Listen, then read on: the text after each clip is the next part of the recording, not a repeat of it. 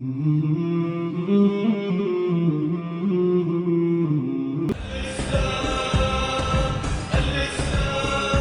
نحن نزلنا الذکر و انا لہ لحافظون، بے شک قرآن مجید کے ہم ہی نازل کرنے والے ذکر کو اور ہم ہی اس کے محافظ ہیں۔ انا نحن نزلنا، دیکھیے کتنی تاکیدیں ہیں۔ انا مانے بے شک ہم، نحن مانے وہی ہے ہم، نزلنا ہم نے اتارا، دیکھ رہے سب تاکید، انا ایک تاکید، نحن دوسری تاکید، نزلنا تیسری تاکید ہے، اور پھر ذکر کو ہم نے اتارا، ہم نے یوں سمجھے ہم نے اتارا ہے، ہم نے اتارا ذکر، وَإِنَّا لَهُ اور ہم ہی اس کے محافظ ہیں، اس کی حفاظت بھی ہم کرنے والے ہیں۔ یہ خدا کی کتاب ہے، اللہ کا کلام ہے، یہ چاہتے ہیں کہ اس کو ناکام بنا دیں، چاہتے ہیں کہ اس چراغ کو جو اللہ نے روشن کیا بجھا دیں، مشرکین بھی چاہتے ہیں، اور پھر یہود و نصارہ بھی چاہتے ہیں، ساری دنیا کے لوگ چاہتے ہیں اس چراغ کو بجھا دیں، تو یہ چراغ بجھ نہیں سکتا، اللہ نے اس چراغ کو روشن کر دیا ہے، روشنی پھیل کر رہے گی، ہر جگہ پھیلے گی، ہر نشیب، ہر فراز، ہر قوم کو یہ متاثر کر کے رہے گی کتاب، کیونکہ اس کے محافظ ہم ہیں۔ یہ کتاب، اس کا نزول اب رک نہیں سکتا، اور اس کتاب میں کوئی تبدیلی نہیں ہو سکتی۔ دیکھیے ایک بڑی اہم آیت ہے یہ، سمجھیے کہ قرآن مجید کی، اور سمجھیے آپ کہ ذکر کے معنی کیا ہیں؟ ذکر، پہلے اس کو سمجھیے، ذکر سے مراد، کہ ایک روز اور ہم نے بتایا تھا ذکر کس کو کہتے ہیں۔ ذکر سے مراد حفظ الرحمان صاحب،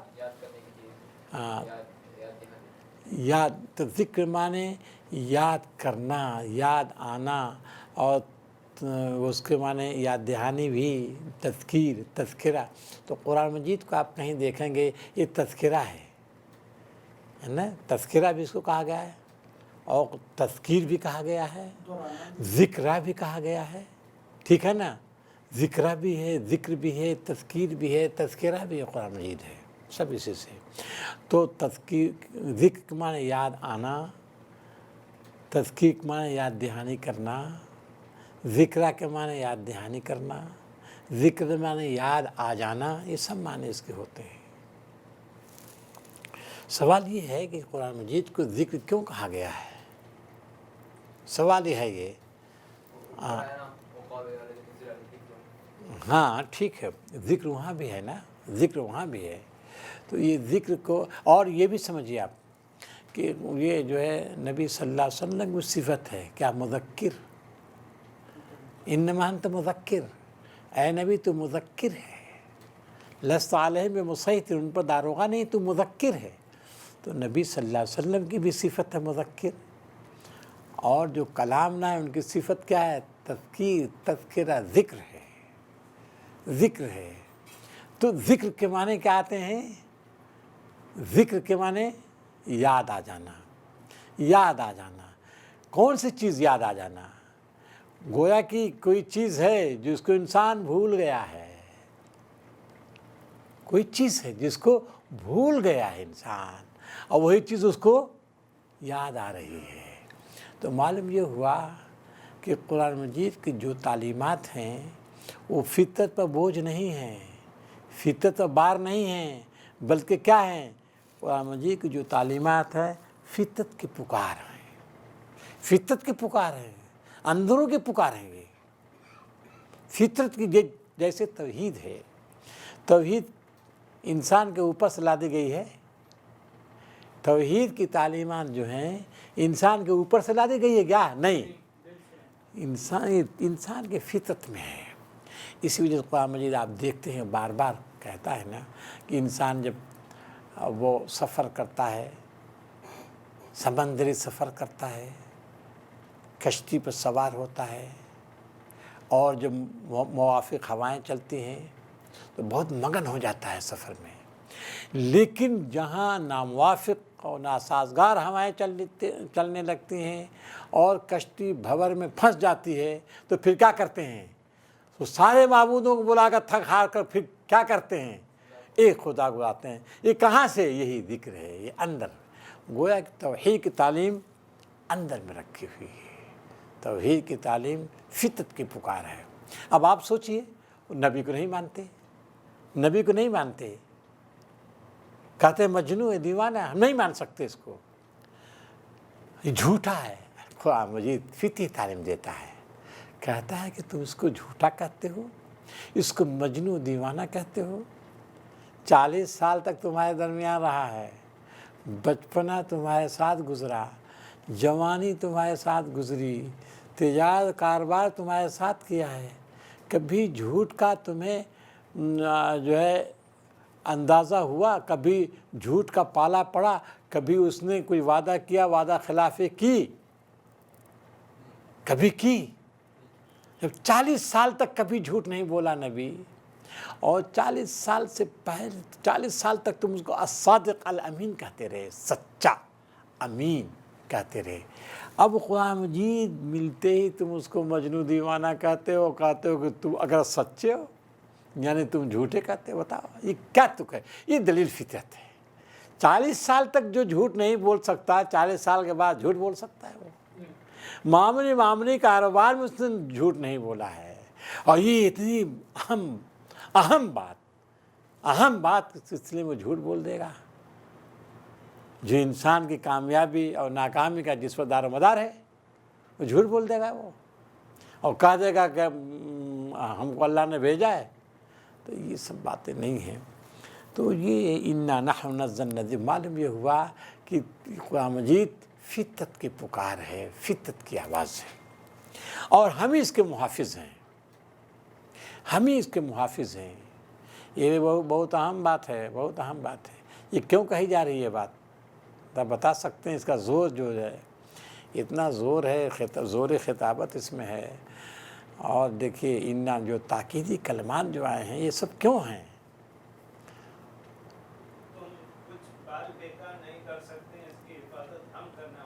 بالکل صحیح فرمایا آپ نے، بالکل صحیح فرمایا۔ اور آپ یہ بھی سمجھیے، اسی میں یہ ملا لیجیے، آپ لوگ شامل کر لیجیے کہ اس سے پہلے کتابیں اتری ہیں۔ توریت اللہ کی کتاب، انجیل اللہ کی کتاب، زبور اللہ کی کتاب، بہت سے صحیفے ہیں، سب اللہ کی کتابیں، لیکن یہ محفوظ ہیں؟ نہیں محفوظ ہیں، تبدیلی کر دی گئی، تبدیلی کر دی گئی، تحریف ہو گئی، اس سے ملاوٹیں ہو گئی، آمیزش ہو گئی، حق و باطل کا آمیزش، حق بھی اس میں ہے، باطل بھی ہے، اور حق و باطل کی آمیزش اتنی ہو چکی ہے کہ جس کو الگ کرنا مشکل ہو گیا ہے، نہیں کر سکتے الگ۔ اس لیے اب وہ کتابیں انسان کی رہنمائی کے لیے کافی نہیں ہو سکتی، رہنمائی کا کام نہیں دے سکتی ہیں۔ اس وجہ سے کیا کیا ہم نے؟ ایک کتاب اتاری ہے۔ اب یہ کتاب آخری کتاب ہے، اب کوئی اور کتاب آنے والی ہے عبدالرحمن صاحب؟ نہیں۔ کیوں نہیں آئے گی؟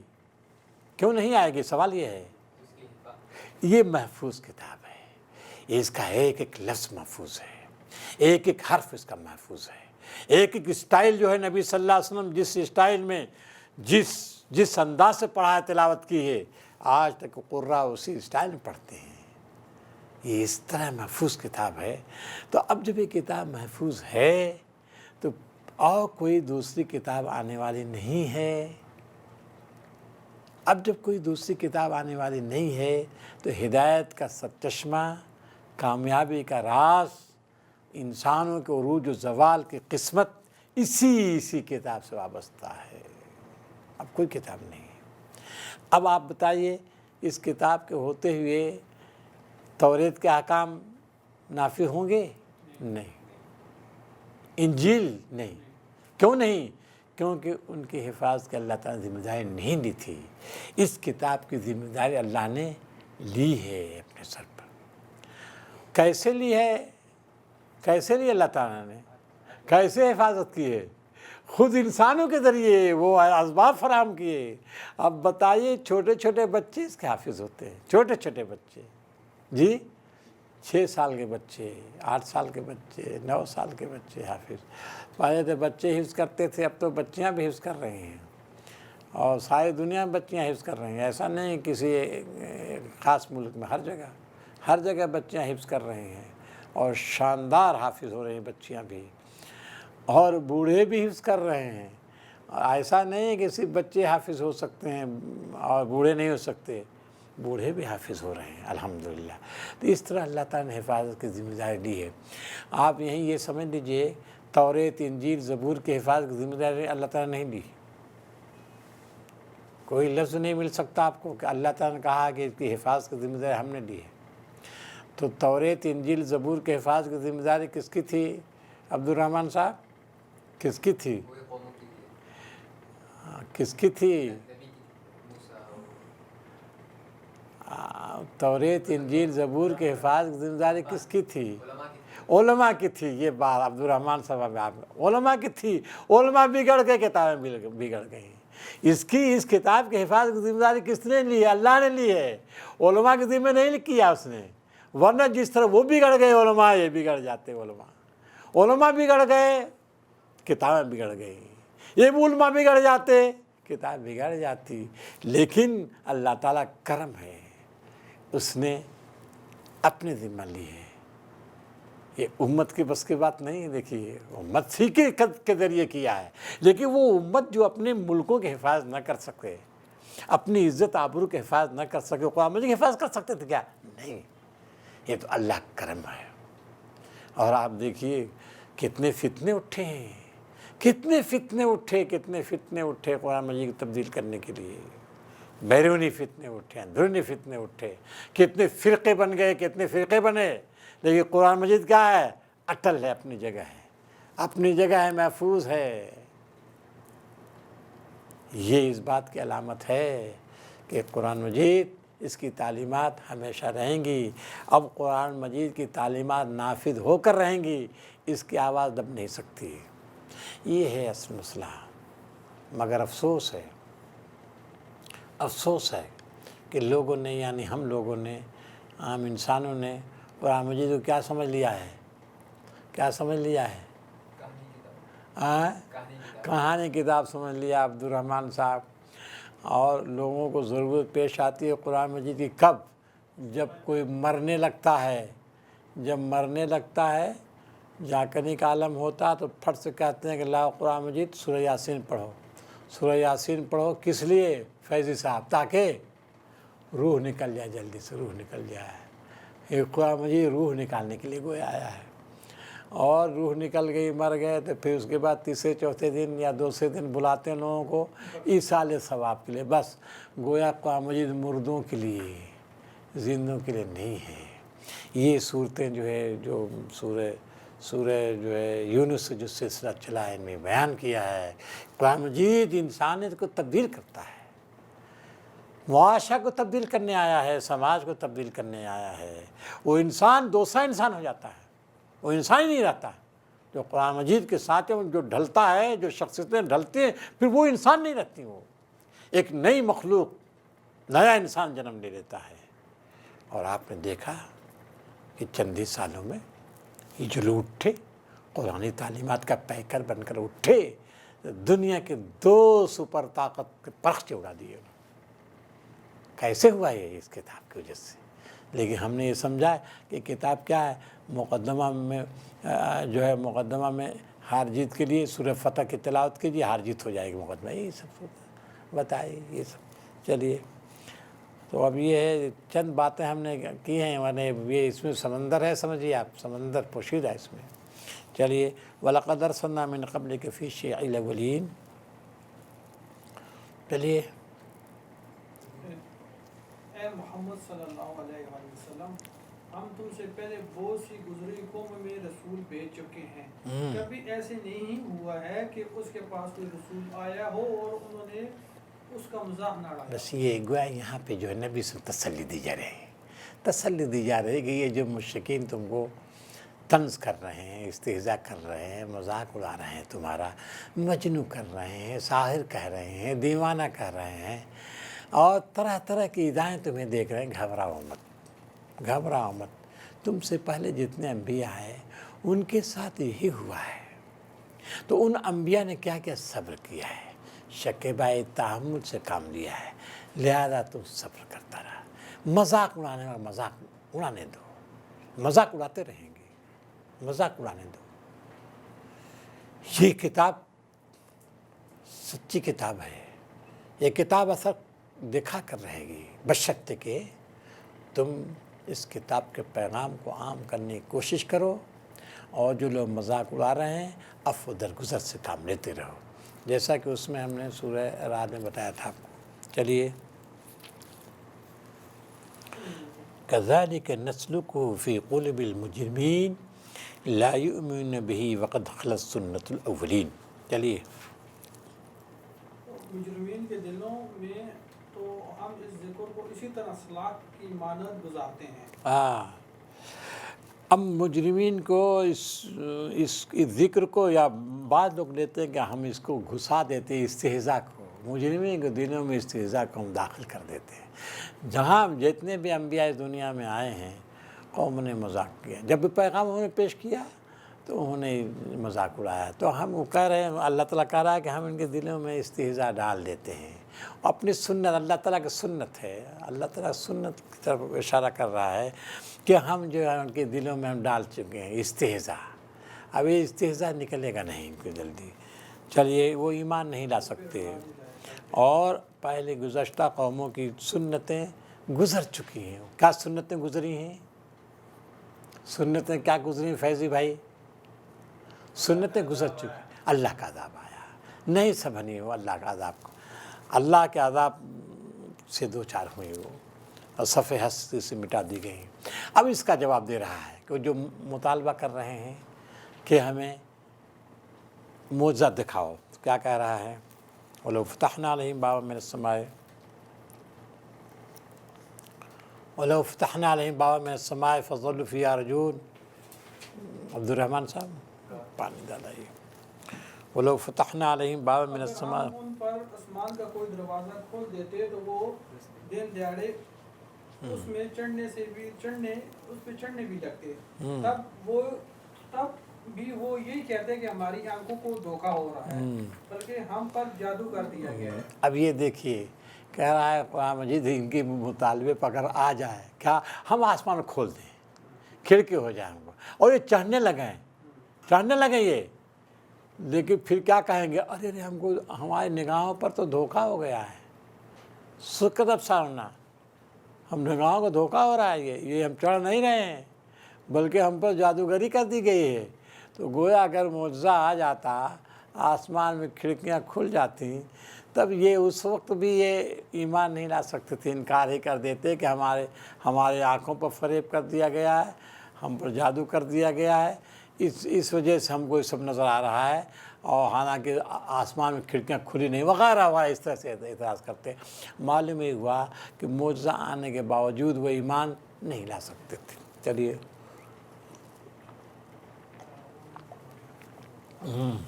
یہ ہماری کار فرمائی ہے کہ آسمان میں ہم نے بہت سے مضبوط قلعے بنائے، ان کو دیکھنے والوں کے لیے مزید کیا، اور ہر شیطان مردود سے ان کو محفوظ کر دیا، کوئی شیطان ان میں راہ نہیں پا سکتا۔ یہ کس کا جواب ہے بتا سکتے ہیں آپ لوگ؟ ہم نے آسمان میں بروج کا ترجمہ کیا کیا ہے؟ قلعے، ٹھیک ہے، بہت سے مفسرین نے قلعے کا ترجمہ کیا ہے، بہت سے مفسرین نے، اردو مترجمین نے کیا ہے، اور ہمارے عربی مفسرین نے بھی قلعے کیا ہے، اور ان لوگوں نے جو کیا ہے وہ ظاہر عربی تفسیروں سے لیا ہے، ایسا نہیں کہ خود سے تو لیا نہیں ہے۔ بہت سے مفسرین نے بروج کے معنی ستاروں کے لیے ہیں، بروج کے معنی ستارے، بروج برجہ سے نکلا، برجہ کے معنی ظہور، برزہ اور برجہ دونوں کے معنی ایک ہی آتے ہیں، ظاہر ہونا، روشن ہونا۔ تو اس کائنات میں آسمان میں سب سے زیادہ روشن ترین چیزیں کیا ہیں؟ ستارے ہیں، تو کہہ رہا ہے کہ ہم نے آسمان میں ستارے بنائے. اب دیکھیے اس کے بعد کہا وَزَيَّنَّا لِلنَّاسِ، اور ہم نے ان کو مزین کیا دیکھنے والوں کے لیے. کون؟ ستارے مزین ہیں. تو یہ جو ہے اللہ تعالیٰ اپنی قدرت کے جلوے دکھا رہا ہے کہ دیکھو لَقَدْ جَعَلْنَا فِي السَّمَاءِ بُرُوجًا، ہم نے آسمان میں ستارے پیدا کیے. یہ معجزات کے طلبگار ہیں. آپ دیکھیں یہ معجزات کے طلبگار ہیں. وَزَيَّنَّا لِلنَّاظِرِينَ، اور ہم نے ان کو مزین کیا. کس کو زینا سے مراد؟ وَزَيَّنَّا لِلنَّاظِرِينَ، اور ہم نے مزین کیا کس کو؟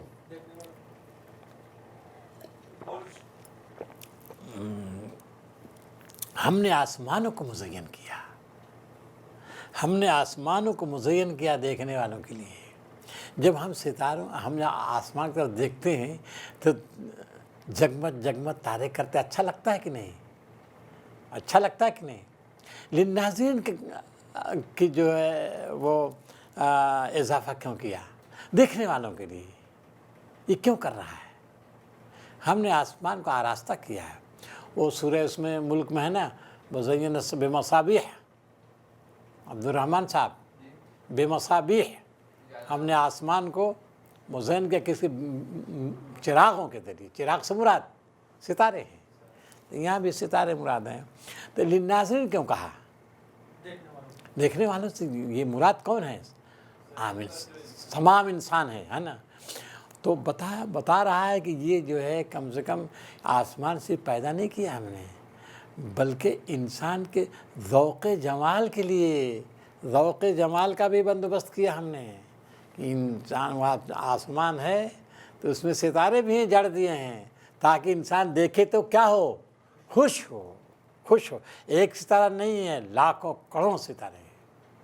یہ اللہ تعالیٰ کی قدرت، اس کی حکمت، اس کی حاکمیت فرما رہا ہے کہ سب جلوے ہیں. چلیے اور کیا کہا؟ وَحَفِظْنَاهَا، اور وَحَفِظْنَاهَا مِن كُلِّ شَيْطَانٍ رَجِيمٍ، اور ہر شیطان مردود سے ان کو محفوظ کر دیا. اور اس کو محفوظ رکھا ہر شیطان رجیم سے، مردود سے. شیطان سے مراد ابلیس، اس کے ٹولے جتنے ہیں. چلیے کوئی شیطان ان میں راہ نہیں پا سکتا. کوئی شیطان وہاں پہنچ نہیں سکتا. البتہ وہ جو سنگل لینے کی کوشش کرتا ہے تو پھر کیا ہوتا ہے؟ ایک شہاب، ایک شعلہ ہے جو والا اس کا پیچھا کرتا ہے. شعلہ، دمکتا ہوا شعلہ اس کا پیچھا کرتا ہے. اب ہم کو یہ بتائیے یہ کس چیز پہ استدلال کر رہا ہے؟ یہ ذرا بتائیے تھوڑا سا. جو مجنون بول رہے تھے ان کو وہی شیطانوں سے بات چیت کرتے. ہاں بالکل صحیح فرمایا عبدالرحمن صاحب. عبدالرحمن صاحب جو ہے وہ بہت ہی صحیح راستے پہ چلتے ہیں. دیکھیے بات یہ ہے کہ اب وہ اوپر دیکھیے کچھ اعتراضات ان کے ہیں. یہ کہتے ہیں یہ کاہن کا کلام ہے، یہ القاء شیطانی ہے، یہ القاء رحمانی نہیں ہے. فرشتے لے کر نہیں نازل ہو رہے ہیں، بلکہ اس پیغمبر پر جو ہے شیطان القاء کرتا ہے. شیطان، یہ شیطانی کلام ہے، شیطان لا کر بتا کر جاتا ہے اس کو. یہ کہہ رہے ہیں. تو آپ نے دیکھا ہے نا سورہ حاقہ میں، وَمَا هُوَ بِقَوْلِ شَاعِرٍ قَلِيلًا مَا تُؤْمِنُونَ وَلَا بِقَوْلِ کاہن قَلِيلًا مَا تَذَكَّرُونَ، ہے نا اس میں. شاعر کا قول نہیں ہے، یہ کاہن کا قول نہیں ہے، یہ خدا کا کلام ہے، خدا کا کلام ہے. تو اب یہ یہاں بتایا کہ اگر شیطان جائے سنگن لینے کے لیے تو کیا ہوتا ہے؟ اللہ تعالیٰ نے وہاں آسمان میں زبردست پہرے بٹھا دیا ہے. کوئی بھی شیطان جا نہیں سکتا وہاں اس کو مار بھگایا جائے گا. سورہ جن میں تفصیل اس کی ہے. جنہوں نے کہا ہے، جنہوں نے خود اعتراف کیا ہے، اِنَّا لَمَسْنَا السَّمَاءَ فَوَجَدْنَاهَا مُلِيَتْ حَرَسًا شَدِيدًا وَشُهُبًا، ہم نے آسمان کو جب ٹٹولا دیکھا تو زبردست پہرے بیٹھے ہوئے ہیں، زبردست پہرے بیٹھے ہوئے ہیں. گویا بتایا جا رہا ہے کہ قرآن مجید نہایت محفوظ طریقے سے اللہ تعالیٰ کے پاس آیا ہے، نہایت اہتمام کے ساتھ آیا ہے. اس میں ایک شوشے کی بھی ملاوٹ نہیں ہو سکی. شیطان کبھی اس میں ملاوٹ کر نہیں سکتا. اب آپ دیکھیے، اب شیطان رجیم سے اس کو محفوظ کیا ہے. اب وہ کہتے ہیں کہ شیطان رجیم کا کلام ہے، کہتے ہیں نہیں، کہتے ہیں یہ شیطان القاء شیطانی ہے.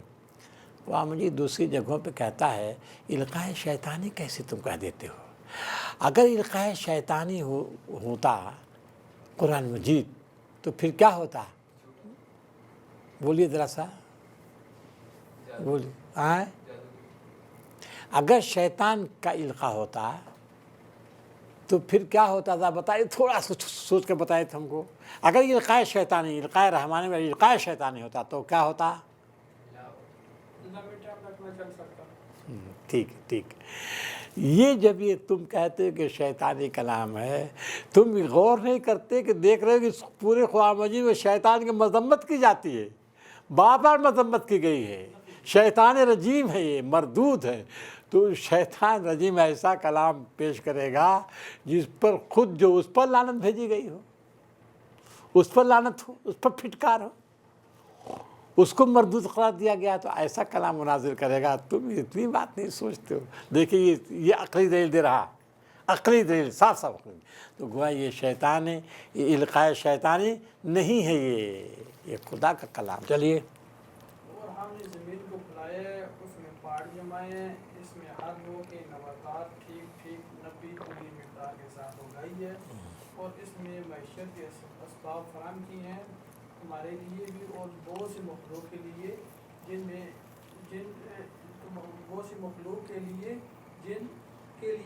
کی رزاق تم نہیں ہو. چلتے رہیے، ایک انداز کے سب چلتے رہیے، پڑھتے رہیے آپ. کوئی چیز ایسی نہیں ہے جس کے خزانے ہمارے پاس نہ ہوں. نہیں، ٹھیک. اور ہر جس چیز کو ہم نازل کرتے ہیں ایک مقرر مقدار میں نازل کرتے ہیں. وَجَعَلْنَا وَالْأَرْضَ مَدَدْنَاهَا وَأَلْقَيْنَا فِيهَا. اب دیکھیے ہم نے زمین کو پھیلایا ہے. وَأَلْقَيْنَا فِيهَا رَوَاسِيَ، اور اس میں پہاڑوں کو گاڑ دیے ہیں. وَأَنبَتْنَا فِيهَا مِنْ كُلِّ شَيْءٍ مَوْزُونٍ، اور ہر شے اس میں ہم نے وَأَنبَتْنَا فِيهَا مِنْ كُلِّ شَيْءٍ مَوْزُونٍ، اور ہم نے ہر شے اس میں اگائی، طرح طرح کے غلے اگائے، طرح طرح کے میوہ اگائے، ہر شے اس میں رکھی، ہر قسم کے درخت اگائے، ہر قسم کے غلے اگائے. چلیے. وَأَنبَتْنَا فِيهَا مِنْ كُلِّ شَيْءٍ مَوْزُونٍ، اور وَجَعَلْنَا لَكُمْ فِيهَا مَعَائِشَ، اور ہم نے تمہارے لیے اس زمین میں کیا رکھا؟ معائش. معائش کے معنی معائش رکھے ہم نے. معائش معنی معیشت کی جمع ہے. جی، رزق کے خزانے رکھے. معائش معنی رزق کے خزانے رکھے ہم نے اس میں. وَجَعَلْنَا لَكُمْ فِيهَا مَعَائِشَ. اور آپ دیکھیے کہ یہ خطاب کن لوگوں سے، کن لوگوں سے خطاب؟ مشرکین سے. مشرکین سے مراد کہاں کے مشرکین تھے اس زمانے میں؟ مشرکین مکہ. مشرکین مکہ کاروباری لوگ تھے، غیر معمولی کاروبار تھا. اور آپ لوگوں کو یاد ہوگا کہ نبی صلی اللہ علیہ وسلم کے پردادا نے ادھر رومیوں سے بھی دستاویز لکھا لیا تھا کچھ، اور ادھر ایرانیوں سے بھی، اور دونوں طرف ان کے جو ہے قافلے جاتے تھے، خوب کمائی ہوتی تھی. اور جاننا لگ فیہا معائش. یہ جو روزی تمہیں دی گئی ہے اللہ نے دی ہے. روزی جو تمہیں مل رہی ہے اللہ کی دی ہوئی روزی ہے. تو تم جو ہے اس روزی کا تقاضا کیا ہے؟ اس کو کہا نہیں یہاں، بس کہا وَجَعَلْنَا لَكُمْ فِيهَا مَعَائِشَ. دوسری جگہوں پہ وَجَعَلْنَا لَكُمْ فِيهَا مَعَائِشَ کے بعد کیا ہے؟ قَلِيلًا مَا تَشْكُرُونَ. شکر نہیں ادا کرتے. یہ اللہ نے رزق دے رکھا ہے، بے پناہ تمہیں رزق. وَمَن لَّسْتُمْ لَهُ بِرَازِقِينَ. تم اس کو کھلا نہیں، کس کو؟ وَمَن لَّسْتُمْ لَهُ بِرَازِقِينَ. تم اللہ کو نہیں کھلاتے ہو، اللہ کھلا رہا ہے تم کو. چلیے. وَإِن مِّن شَيْءٍ إِلَّا عِندَنَا خَزَائِنُهُ. ہر ایک خزانے ہمارے پاس ہیں. وَمَا نُنَزِّلُهُ إِلَّا بِقَدْرٍ مَّعْلُومٍ. اور ہم ایک متعین مقدار ہی میں اس کو اتارتے ہیں. دیکھیے زمین میں بے پناہ خزانے اللہ نے رکھے ہیں. تو زمین میں جو خزانے رکھے ہیں وہ زمین میں رکھے ہیں، لیکن اس کو کیا کہتا ہے؟ وَمَا نُنَزِّلُهُ. ہم اتارتے ہیں. کیوں کہتا اتارتے ہیں؟ کیوں کہتا اتارتے ہیں؟ کیونکہ فراہم کرتا ہے وہی، فراہم کرتا ہے وہی۔ اب جیسے کہا تھا انزلنا حدید، ہم نے لوہے کو اتارا، کیا مطلب؟ آسمان سے لوہا اتارا گیا، اس کی جو سیلیں جتنی آسمان سے اتار دیا ہے؟ نہیں، ایسا نہیں ہے، بلکہ اس کے معنی ہے کہ ہم نے زمین میں فراہم کی ہے، زمین میں بارک فیہا وقدر فیہا اقواتہا فی 4 ایام، تو زمین میں ہر قسم کے خزانے اس نے رکھے ہیں